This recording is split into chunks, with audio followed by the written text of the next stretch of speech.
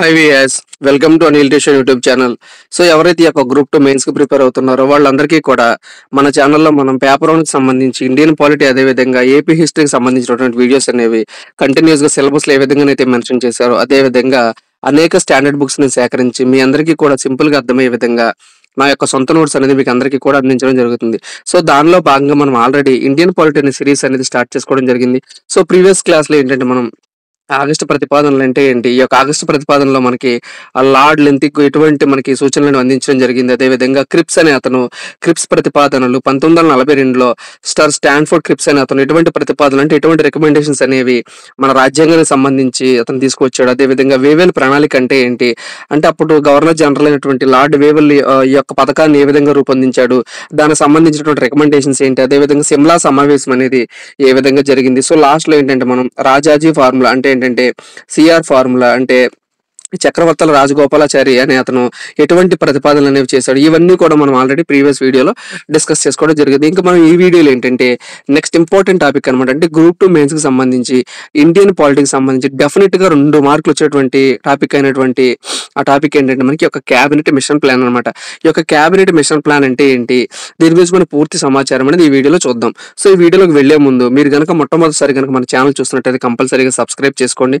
అదేవిధంగా దీనికి సంబంధించినటువంటి పీడిఎఫ్స్ కానీ అదేవిధంగా ప్రీవియస్ పేపర్స్ కానీ మల్టిపుల్ చాయిస్ క్వశ్చన్స్ కానీ ప్రతి టాపిక్ సంబంధించి మీకు కావాలంటే కనుక మీరు ఖచ్చితంగా మన ఛానల్లో జాయిన్ అవ్వండి. మీ ఫ్రెండ్స్ అందరికీ కూడా మన ఛానల్ షేర్ చేయండి. ఇంకా మనం డీటెయిల్స్లోకి వెళ్ళిపోతే ఈ యొక్క క్యాబినెట్ మిషన్ ప్లాన్ అంటే ఏంటంటే ఎప్పుడైతే ఒక రెండో ప్రపంచ యుద్ధానంతరం ఏం జరుగుతుందంటే ఆల్రెడీ మనం అంతకు ముందు వీడియోలో రెండో ప్రపంచ యుద్ధంలో మనకి భారతీయులు బ్రిటిష్ వాళ్ళకి సపోర్ట్ చేయండి, అలా సపోర్ట్ చేస్తే కనుక మేము ఖచ్చితంగా ఒక అధికారం అనేది అంటే బ్రిటిష్ వాళ్ళ చేతిలో ఉన్నటువంటి అధికారం అనేది మీ భారతీయులుగా మీకు కల్పించడం జరుగుతుంది అని ఆల్రెడీ మనకి రెండో ప్రపంచ యుద్ధం స్టార్ట్ అవ్వక ముందే వాళ్ళు ఆల్రెడీ మనకి చెప్పడం జరిగింది అనమాట. సో ఇప్పుడు ఏంటంటే ఆల్రెడీ ఒక రెండో ప్రపంచ యుద్ధం ఏదైతే ఉందో ఇది అనేది ఎండ్ అయిపోయింది అనమాట. అంటే రెండో ప్రపంచ యుద్ధం జరిగిన తర్వాత బ్రిటన్ లో ఏంటంటే ఎలక్షన్స్ అనేవి జరగడం జరుగుతుంది. సో అంతకు ముందు ఏంటంటే బ్రిటన్ లో మనకి కన్జర్వేటివ్ పార్టీ అనేది అధికారంలో ఉండడం జరుగుతుంది. సో ఎప్పుడైతే ఒక రెండో ప్రపంచ యుద్ధానంతా జరిగినటువంటి సమీకరణాలు కానీ జరిగినటువంటి పరిణామాల ప్రభావం వల్ల ఏం జరుగుతుందంటే బ్రిటన్ లో మనకి లేబర్ పార్టీ అనేది అధికారంలోకి రావడం జరుగుతుంది అనమాట. సో ఎప్పుడైతే ఈ యొక్క లేబర్ పార్టీ అనేది అధికారంలోకి రావడం జరిగిందో అప్పుడు ఈ యొక్క లేబర్ పార్టీకి చెందినటువంటి ప్రైమ్ మినిస్టర్ ఎవరంటే క్లైమేట్ అట్లీ అనే అతను ఏంటంటే ఈ యొక్క లేబర్ పార్టీకి సంబంధించి ప్రైమ్ మినిస్టర్ అనమాట. సో ఇతను ఏం చేస్తాడంటే ఇప్పుడు ఏ విధంగా ఇతను ప్రైమ్ మినిస్టర్ అయ్యాడు, ఇతను ఏం చేస్తాడంటే 1946 మార్చిలో బ్రిటిష్ పార్లమెంట్ లో ఒక ప్రకటన అనేది చేస్తాడనమాట. అంటే ఈ యొక్క భారతదేశ సమస్య ఏదైతే ఉందో అంటే మీకు ఎటువంటి ఇండిపెండెన్స్ అనేది మా బ్రిటిష్ వాళ్ళ చేతుల నుంచి మీకు కావాలి, మీ యొక్క భారతదేశానికి ఒక సమస్యకు మేము పరిష్కారం చూపడం కోసం ఇతను ఏం చేస్తాడంటే అప్పట్లో ఉన్నటువంటి బ్రిటన్ పార్లమెంట్ లో ఉన్నటువంటి ముగ్గురు ఎవరైతే ఉన్నారో వాళ్ళతో కూడినటువంటి ఒక కమిటీని భారత్ను సందర్శించిందని చెప్పి ప్రకటిస్తాడు అనమాట. అంటే బ్రిటన్ క్యాబినెట్ లో ఉన్నటువంటి వాళ్ళు ఎవరైతే ఉన్నారో వాళ్ళు మన భారత్ కు సంబంధించి సందర్శన చేస్తారు కాబట్టి ఈ యొక్క మిషన్ కి ఏమని పేరు పెట్టారంటే క్యాబినెట్ మిషన్ ప్లాన్ అనమాట. అంటే ఈ క్యాబినెట్ ఎవరి క్యాబినెట్, ఇది బ్రిటన్ లో ఉన్నటువంటి బ్రిటన్ ప్రైమ్ మినిస్టర్ యొక్క క్యాబినెట్ అనమాట. సో అందువల్ల ఈ యొక్క మిషన్ ఏమన్నారంటే క్యాబినెట్ మిషన్ ప్లాన్ అన్నారు అనమాట. సో అందుట్లో ఏంటంటే మీకోసం భారతదేశానికి వచ్చి మీ భారతదేశంలో ఉన్నటువంటి సమస్యకు ఒక పరిష్కారం చూపుతామని చెప్పి వాళ్ళు చెప్పడం జరిగింది అనమాట. సో ఈ విధంగా వాళ్ళు మార్చి 24, 1946 మన భారతదేశం కంటే మన ఇండియానికి వాళ్ళు రావడం జరుగుతుంది అనమాట. సో ఈ యొక్క ముగ్గురు ఎవరైనా చూసినట్లయితే కనుక ఒకసారి మనం మీరు దీనికి సింపుల్ గా గుర్తుపెట్టుకోవడానికి చాలా సార్లు ఏంటి ఎగ్జామ్ లో ఈ యొక్క ముగ్గురు సభ్యులు ఎవరు అని కూడా అడిగారు.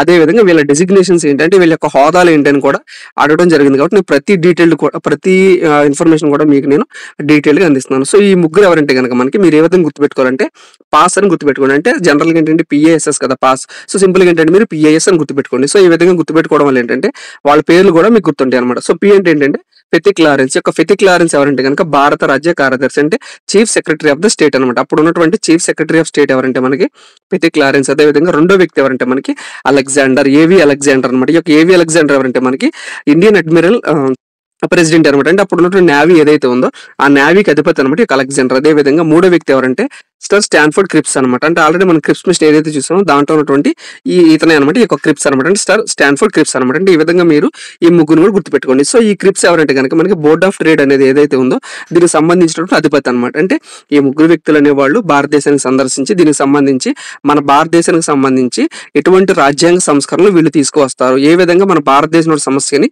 పరిష్కారం చూపడం కోసం వీళ్ళు అనేవాళ్ళు మన ఇండియాకి రావడం జరుగుతుంది అనమాట. సో అప్పుడు మన భారతదేశ వైస్రాయ్ ఎవరు అని కూడా ఎగ్జామ్ లో అడగొచ్చు కాబట్టి అది కూడా గుర్తుపెట్టుకోండి. గుర్తుపెట్టుకుని ఎవరంటే మనకి లార్డ్ వేవెల్ అనమాట. అంటే భారత రాజ్య కార్యదర్శి ఫెథిక్ లారెన్స్, అదేవిధంగా వైస్రాయ్ ఎవరైనా అడిగినట్లయితే కనుక మనకి లార్డ్ వేవెల్ అనమాట. సో వీళ్ళు వచ్చేటప్పటికి మన భారతదేశంలో సిచ్యువేషన్ అనేది ఎలా ఉంటుందంటే అప్పటికే కూడా ఇండియన్ నేషనల్ కాంగ్రెస్ అదేవిధంగా ముస్లిం లీగ్ అనే వాళ్ళు ఎవరైతే ఉన్నారో వీళ్ళ మధ్యలో గొడవలు అనేవి అప్పటికి కూడా ఆగలేదన్నమాట. అంటే ఇండియన్ నేషనల్ కాంగ్రెస్ వాళ్ళేమో ఖచ్చితంగా ఇండియన్ ఎట్టే పరిస్థితుల్లో డివైడ్ చేయడానికి వీలు లేదు అని చెప్పి ఓ పక్కన వీళ్ళు డిమాండ్ చేస్తున్నారు. అదేవిధంగా ముస్లిం లీగ్ వాళ్ళు ఏంటంటే ఖచ్చితంగా ముస్లిం మెజారిటీగా ఉన్నటువంటి ప్రాంతాలు ఏవైతే ఉన్నాయో అవన్నీ కూడా కలిపి మాకు కూడా ఒక సపరేట్ దేశం అనేది కావాలని చెప్పి వీళ్ళిద్దరి మధ్య ఎప్పటి నుంచి ఈ విధంగా గొడవలు అనేది జరుగుతుంది అనమాట. సో ఈ విధంగా గొడవలు జరుగుతున్నప్పుడే ఈ యొక్క క్యాబినెట్ మిషన్ లో ఉన్నటువంటి ముగ్గురు ఎవరైతే ఉన్నారో వీళ్ళు కూడా మన ఇండియాకి వచ్చి దీనికి సొల్యూషన్ అనేది చూడడానికి వాళ్ళు రావడం జరిగింది అనమాట. సో వీళ్ళు ఏంటంటే ఒక సొల్యూషన్ చూద్దామని చెప్పి ఇండియాకి వచ్చినప్పటికీ కూడా మన ఇద్దరి మధ్య అంటే మన భారతదేశంలో ఉన్నటువంటి రెండు వర్గాల మధ్య ఏంటంటే గొడవలు అనేవి ఆగలేదన్నమాట. అంటే కంటిన్యూస్ గా ఇండియన్ నేషనల్ కాంగ్రెస్ వాళ్ళు అదేవిధంగా ముస్లిం లీగ్ వాళ్ళు ఎవరికి వాళ్ళు సపరేట్ డిమాండ్స్ అనేవి చేయడం జరుగుతుంది అనమాట. సో ఇంకా వీళ్ళు పట్టించుకోకుండా వీళ్ళు ఏం చేశారంటే ఇక మేము చెప్పేటువంటి మాటలనేవి మీరు వింటలేదు కాబట్టి మేము కొన్ని రికమెండేషన్స్ అనేవి చేస్తామని చెప్పి May 16, 1946 వీళ్ళు కొన్ని రికమెండేషన్స్ అనేవి ఈ యొక్క క్యాబినెట్ మిషన్ ఉన్నటువంటి సభ్యులు ఎవరైతే ఉన్నారో ఫెథిక్ లారెన్స్ నేతృత్వంలో ఉన్న సభ్యులు ఎవరైతే ఉన్నారో వాళ్ళందరూ ఏంటంటే కొన్ని రికమెండేషన్స్ అనేవి చేయడం జరుగుతుంది. సో దాంట్లో ఏంటంటే ఫస్ట్ ఆఫ్ ఆల్ ఏంటంటే మీకు ఒక రాజ్యాంగ సభని మీరు రూపొందించుకోండి. అంటే ఆ రాజ్యాంగ సభ ద్వారా మీరు ఏంటంటే ఒక రాజ్యాంగ పరిషత్ని భారతదేశానికి మీరు నిర్ణయించుకోండి. అంటే మీ అంతటి మీరే ఒక రాజ్యాంగ సభని ఏర్పాటు చేసుకుని దాని ద్వారా ఏంటంటే ఒక రాజ్యాంగ పరిషత్ అనేది ఫామ్ చేసుకోండి. సో దాని ద్వారా ఎలక్షన్స్ అనేవి మీరు పెట్టుకుని భారతదేశంలో ఉన్నటువంటి మీరే ఒక ప్రభుత్వాన్ని ఫామ్ చేసుకోవచ్చు అని చెప్పి రికమెండేషన్స్ అనేవి చేయడం జరిగింది. ఇంకోటి ఏంటంటే సో ఈ విధంగా తాత్కాలిక ప్రభుత్వం కూడా ఏర్పాటు చేసుకుంది. అంటే అప్పటి వరకు పవర్ అనేది ఎవరి చేతిలో ఉందంటే బ్రిటిష్ చేతిలో ఉంది కాబట్టి బ్రిటిష్ వాళ్ళ చేతిలో ఉంది కాబట్టి బ్రిటిష్ వాళ్ళ చేతిలో నుంచి పవర్ అనేది ఇండియాలో ఉన్నటువంటి వాళ్ళకి పూర్తిగా మారేంత వరకు ఏంటంటే ఒక తాత్కాలిక ప్రభుత్వం ఇంటర్న్ గవర్నమెంట్ అనేది మీరు ఏర్పాటు చేసుకోవచ్చు అని చెప్పి ఒక రికమెండేషన్స్ అనేవి చేసిందనమాట. సో ఈ యొక్క క్యాబినెట్ మీద రిజెక్ట్ చేసిన అంశాలు ఏంటంటే పాకిస్తాన్ ఏర్పాటునేది రిజెక్ట్ చేసింది అనమాట. అంటే మత ప్రాతిపదికన వాళ్ళు కోరుకున్నటువంటి ముస్లిం లీగ్ వాళ్ళు కోరుకున్నటువంటి పాకిస్తాన్ ఏర్పాటు ఏదైతే ఉందో దాన్ని ఏంటంటే వాళ్ళు రిజెక్ట్ చేయడం జరిగింది అనమాట. అదేవిధంగా సో దానికి అనుగుణంగా ఏంటంటే August 16, 1946 మనకి డైరెక్ట్ యాక్షన్ డే అనేది మనకి జరిగింది అనమాట. అంటే పాకిస్తాన్ ఏర్పాటు చేయదని చెప్పి క్యాబినెట్ మిషన్ ఎప్పుడైతే చెప్పిందో ముస్లిం మెజారిటీ ఉన్నటువంటి ప్రాంతాలు అనేక హింసాత్మక ఘటనలు అదేవిధంగా భారతదేశం అంతటా కూడా అనేక గొడవలు అనేది జరిగింది అనమాట. సో అదంతా కూడా ఏంటంటే మనం చరిత్రలో చదువుకోవచ్చు అనమాట. సో అదేవిధంగా వీళ్ళు రిజెక్ట్ చేసినటువంటి ఇంకో అంశం ఏంటంటే కమ్యూనల్ అవార్డు అనేది రిజెక్ట్ చేయడం జరిగింది. అంటే మత ప్రాతిపదికన నియోజకవర్గాలు అనేవి ఏ విధంగా అనేది వచ్చేది వరకు వాటిలన్నింటిలో కూడా ఏంటంటే వీళ్ళు పూర్తిగా రిజెక్ట్ చేయడం జరిగింది.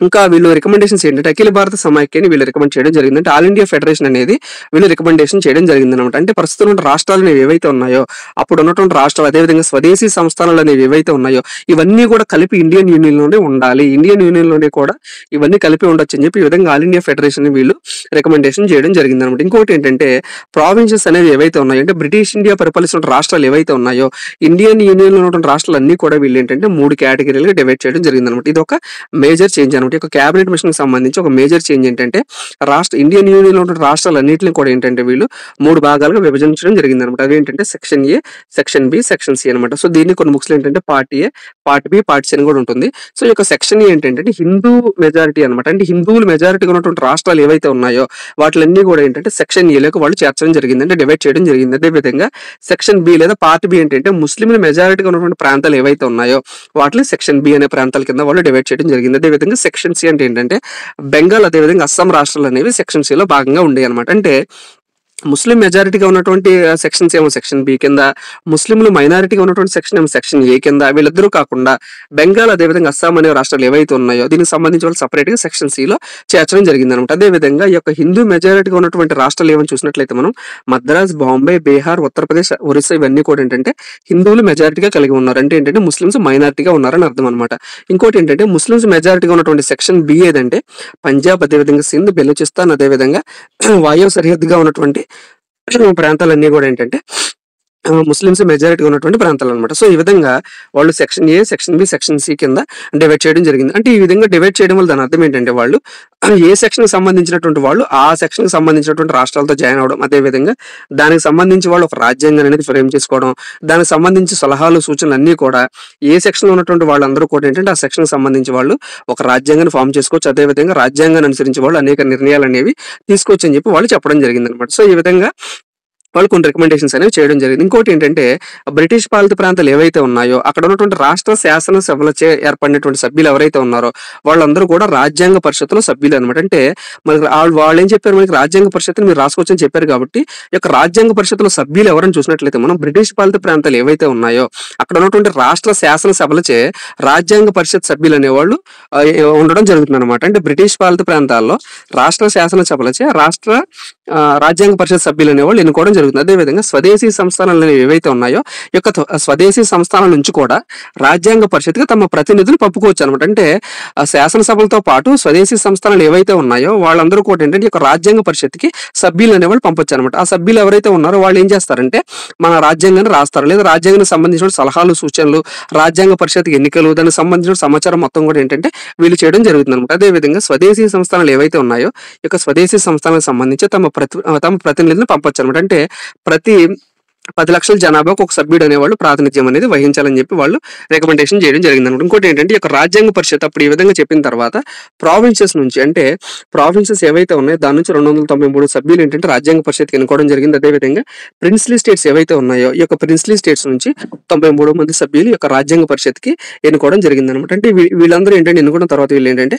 ఒక తాత్కాలిక ప్రభుత్వాన్ని ఫామ్ చేయడం జరిగింది అనమాట. అంటే ఒక ఇంటర్న్ గవర్నమెంట్ అనమాట. అంటే అప్పుడు మనకి పూర్తిగా స్వాతంత్ర్యం రాలేదు కాబట్టి ఒక తాత్కాలిక ప్రభుత్వం అనేది ఫామ్ చేయడానికి వీళ్ళందరూ కూడా ఎన్నుకోవడం జరిగింది అనమాట. సో ఈ విధంగా వీళ్ళు తెచ్చినటువంటి ప్రపోజల్ ఏంటంటే మనకి ఇండియన్ నేషనల్ కాంగ్రెస్ వాళ్ళు 16 ఆగస్ట్ 1946 యాక్సెప్ట్ చేయడం జరిగింది అనమాట. ఎందుకని వీళ్ళు మన పాకిస్తాన్ డిమాండ్ వీళ్ళు యాక్సెప్ట్ చేయలేదు. అదే విధంగా ఇవన్నీ కూడా ఏంటంటే పూర్తిగా భారతీయులకి వాళ్ళు అధికారం ఇస్తున్నారు కాబట్టి ఇండియన్ నేషనల్ కాంగ్రెస్ వాళ్ళు ఏం చేశారంటే ఈ యొక్క ప్రపోజల్ని యాక్సెప్ట్ చేయడం జరిగింది అనమాట. సో ఈ విధంగా యాక్సెప్ట్ చేసిన తర్వాత మనకి 1946 స్వాతంత్ర్యం పూర్వం ముందు మన భారతదేశంలో కేంద్ర కేబినెట్ లో ఉన్నటువంటి ఇంపార్టెంట్ సభ్యులు ఎవరు, వాళ్ళ యొక్క శాఖలు అనేవి కూడా మనకి ఎగ్జామ్ పాయింట్ ఆఫ్ వ్యూ అడగడం జరుగుతుంది కాబట్టి అవి కూడా ఒకసారి చూసుకోండి. జవహర్లాల్ నెహ్రూ ఏంటంటే విదేశీ వ్యవహారాలు అదేవిధంగా కామన్వెల్త్ సంబంధించినటువంటి అంశాలన్నీ కూడా ఏంటంటే దానికి అధ్యక్షత వహించింది ఎవరంటే జవహర్లాల్ నెహ్రూ. అదేవిధంగా సర్దార్ వల్లభాయ్ పటేల్ హోంశాఖ, అదేవిధంగా సమాచార, అదేవిధంగా ప్రసార శాఖకు సంబంధించి మనకి సర్దార్ వల్లభాయ్ పటేల్. అదేవిధంగా జగజ్జీవన్ రాయ్ చూసినట్లయితే మనకి కార్మిక శాఖ ఏదైతే ఉందో దీనికి సంబంధించి సభ్యుడు ఎవరంటే కనుక మనకి జగజ్జీవన్ రాయ్ అనమాట.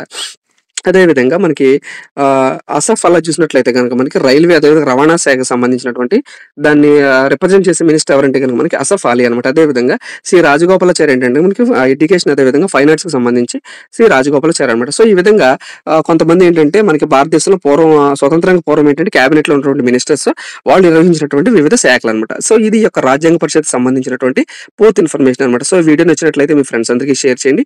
మీకు ఎటువంటి డౌట్ ఉన్నా సరే కింద కామెంట్ సెక్షన్ లో కామెంట్ చేయండి. Thank you.